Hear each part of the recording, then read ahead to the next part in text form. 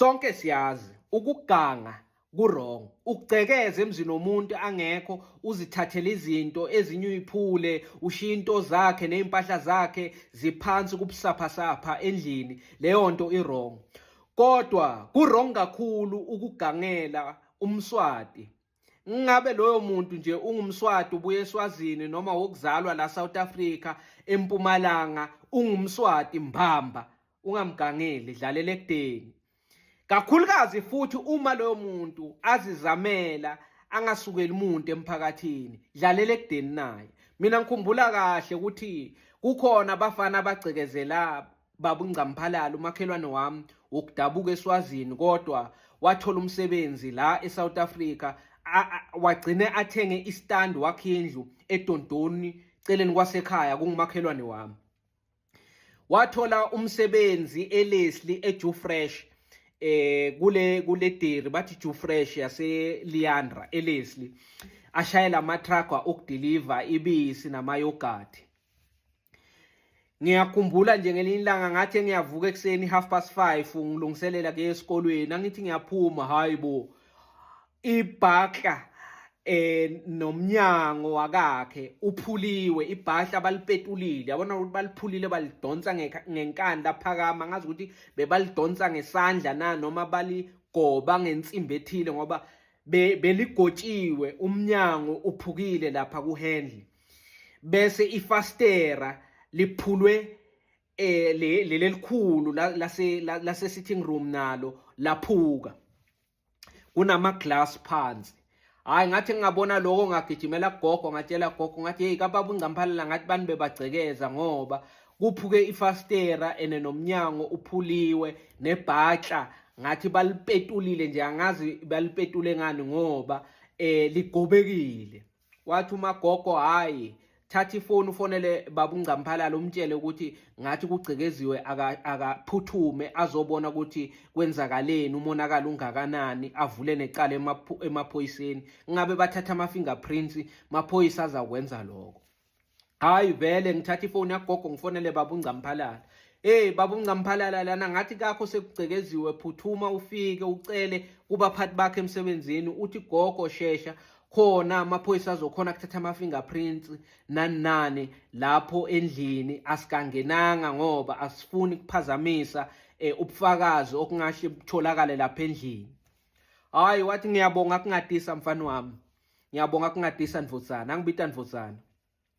Ngathi ayikubonga mina Baba uNgcamphalala, kodwa namuhla njengoba umnyango uvulekile, uthi gogo uza kubukela nje ilanga lonke, khona ezinye igelekece igebengu zendawo zingangeni kuzothatha lokho kusele endlini. Wathi hayi akunankinga, ngiyabonga kungadisa vele. Ngitawucela emsebenzini namuhla, ngila eLeslie, bengi day off namuhla, manje vele sengitawucela ukuthi bangiphe emalanga langetiwe bese ngiyabuya ngibona umonakala endlini yami. Hayi vele wafika sekubo4 ntambama, wathi akafika wacala lekhaya, wathi angimkhaphe ayobuka lo monakala. Hayi ngangena naye ngithi hayi ya lama glass lawa ke shothi khathi baphula, sesiyakhuluma nje ukuthi mhlawumbe lobugebengu noma lokugcekezwa kwenzeke njani. Hey lana ngathi baphulile noma kuphuke sebaphuma, kodwa le bhahla shothi bangene lana baphula lo mnyango. Hayi asingena endlini, iTV ayikho, ihome theater, i-DVD nayo bayithethe, yonke vele, saphuva nama-surround zonke ibhiga, i-home theater yonke bayithethe. Azingene ekamereni lakhe emajuvethi, umbhede unqunu nezingubo bayithethe, umshini wakhe wokukera bawuthethe. Awu masingene ekitchen lakakhe, i-microwave ayisekho nayo bayithethe, i-two plate yakhe nayo bayithethe. Hayi ngithi mina Baba uNgcamphalala, hayi fonela amaphoyisa. Khathi ngisho njalo wavele waliyeka ihleko wathi awungadi kahle mina Ndvotsana, mina nginguNgcamphalala, ngingumSuthu. Awungadi kahle wena labantu labende lokhu abangadi. Hayi abangadi. Ngithi mina usho ukuthini manje, asifonele amaphoyisa singathinti, khona ma-fingerprint alabantu bazokhona laba ka-forensic emaphoyiseni ukuthi bawathathe, khona labantu bazokhona kubatracer ukuthi bobani.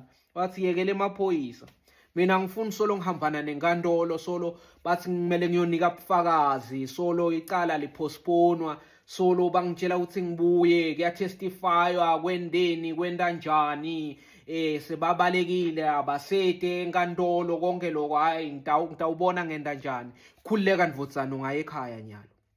Ngathi sengingahamba ufonele vele emaphoyisa, wathi hayi mina ngingamphalala kanye ngumsuthu mina ngitabalungisa. Hey wahleka yathi yazi nami ngabuka ngathi hayi lo baba lona manje bamgcekezele bathathe almost yonke into yakhe endlini, indlu bamshiyele ned umbhede, kodwa yena uyahleka. Hayi ngakusasa ekuseni walala lapha, angazi walala ngani ngoba wathi gogo ngimixele ingubo ngale. Ngathi ngithi ngiyangena nengubo, wathi hayi akayifuni yena ingubo kuyashisa. Ngajika nayo ingubo yasekhaya. Ngakusasa ekuseni wandlula lekhasi kahamba wathi hayi ngisaya ekhaya eSwatini. Khona le ngifuna ukukulungisa kodwa ngiyabuya nzambama ngitawuphuma ngeborder yase-Oshuku.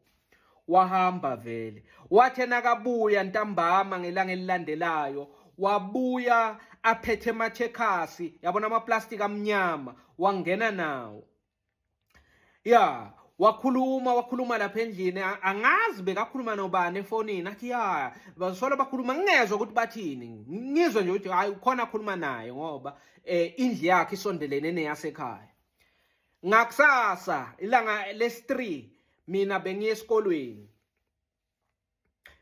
esikolweni ekuseni, ngivukela 5:30, ngambona angcunu afana nokuza kwakhe emhlabeni, angcunu anjena lapha ejardini lakhe azulazula aphethe umthanyelo.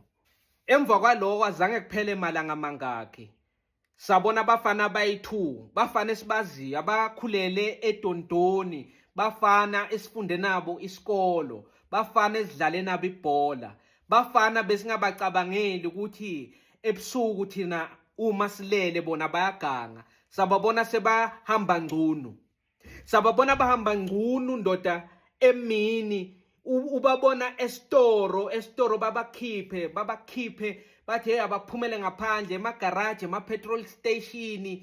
Labo bafana sekubantu noma kuthiwa umuntu umnika into yokuthi azivale noma avale isitho sakhe sangasese, athi hayi kuyashisa, athi hayi kuyashisa, yena akayifuni into yokugcoka, yena uyaxolisa ukuthi wagangela ababa uNgcamphalala. Andlule ngakababa uNgcamphalala kwesinye isikhathi, omunye walabafana uzawumemeza athi uyaxolisa kubaba uNgcamphalala, yena izinto wayithengisa uyafuna ukuziletha kodwa imali akasanayo ukuthi azithenge lezi zinto kulabantu athengisa khona izinto zababa uNgcamphalala.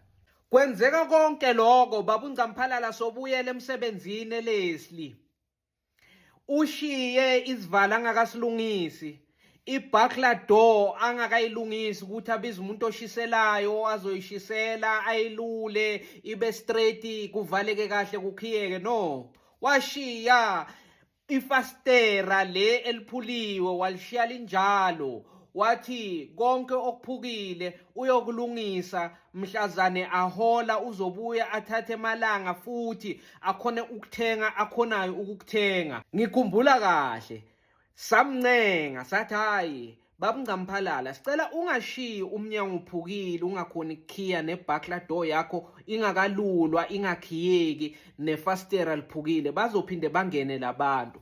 Ngikhumbula kahle amagama akhe, waphendula wathi kude muntu lotophinze angene la kaNgcamphalala, mina ngingumsuthu, ngeke lokwendekile khathi ngekho ukuthi iphinze, ngicedzile. Wavalelisa wahamba, wagwaca isikhwama sakhe esincane wahamba.